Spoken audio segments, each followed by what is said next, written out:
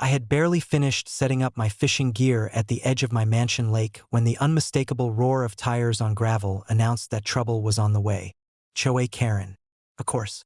Somehow, she had convinced herself that my relaxing afternoon was a direct threat to her lake authority. Even though, legally, this was my property. Every inch of it, including the water, the shoreline, and the docks, belonged to me. Before I could even cast my line, a convoy of HOA cops pulled up, blue lights flashing unnecessarily in the bright afternoon sun. Karen stormed out of her SUV, pointing and shouting as if she were commanding a battalion. "You can't fish here. This is private HOA property. You're trespassing." I leaned casually against my dock railing, keeping my tone calm. "Funny. This is my mansion lake. I own the property, the water, and everything in between. Care to explain how you think this is your jurisdiction?"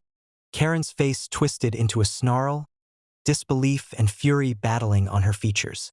I'm the waterway supervisor. The HOA has rules. You," she sputtered, only to be cut off by the low growl of my K9S. I whistled once, sharp and precise.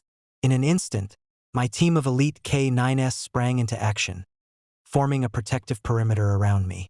Titan, my lead dog, positioned himself directly between Karen and me, muscles tensed and teeth glinting in the sunlight. Karen froze. She had seen my K9S in action before, but the look on Titan's face told her something she couldn't unsee. Any further advance would be a very, very bad idea. The HOA officers looked equally panicked.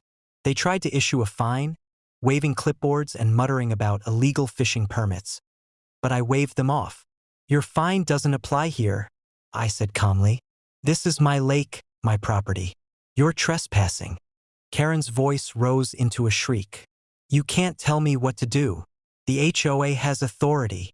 I took a slow step forward, letting my presence, and my dogs, speak for me. "The HOA has authority over what exactly? Some dirt path? The mailbox? Step back, Karen, before someone gets hurt." The K9S growled in unison, low and threatening, but perfectly controlled.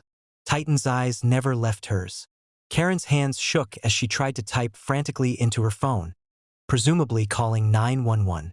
The HOA officers glanced at each other nervously, clearly realizing this wasn't a normal dispute they could bully their way through.